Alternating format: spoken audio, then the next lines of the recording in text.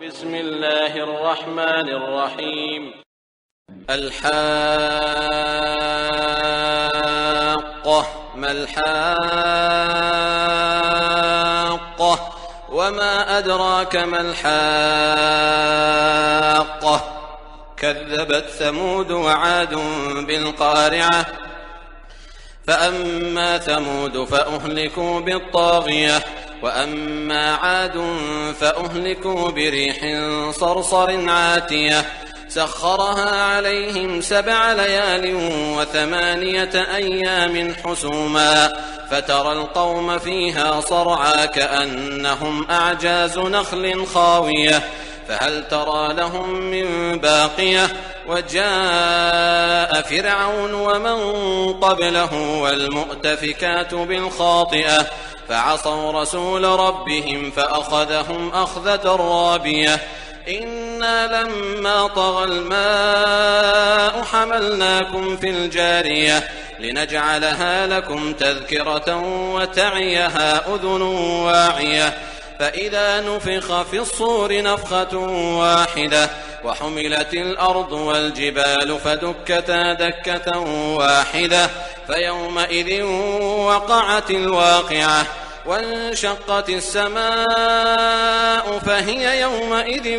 واهية والملك على أرجائها ويحمل عرش ربك فوقهم يومئذ 8 يومئذ تعرضون لا تخفى منكم خافية فأما من أوتي كتابه بيمينه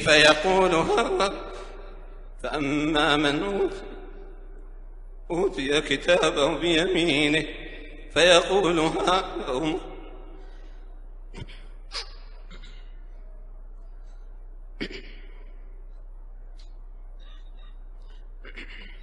فأما من أوتي كتابه بيمينه فيقول هاؤم اقرءوا كتابيه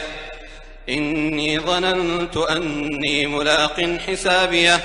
فهو في عيشة راضية في جنة عالية قطوفها دانية كلوا واشربوا هنيئا بما أسلفتم في الأيام الخالية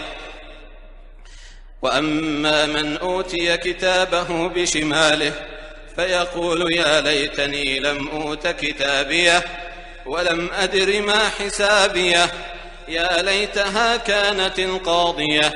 ما أغنى عني ماليه هلك عني سلطانيه خذوه فغلوه ثم الجحيم صلوه ثم في سلسلة ذرعها 70 ذراعا فاسلكوه إنه كان لا يؤمن بالله العظيم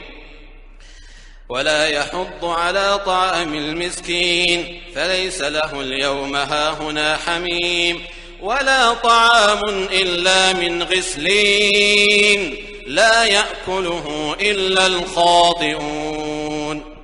فلا أقسم بما تبصرون وما لا تبصرون إنه لقول رسول كريم وما هو بقول شاعر قليلا ما تؤمنون ولا بقول كاهن قليلا ما تذكرون تنزيل من رب العالمين ولو تقول علينا بعض الأقاويل لأخذنا منه باليمين ثم لقطعنا منه الوتين فما منكم من أحد عنه حاجزين وإنه لتذكرة للمتقين وإنا لنعلم أن منكم مكذبين وإنه لحسرة على الكافرين وإنه لحق اليقين فسبح باسم ربك العظيم.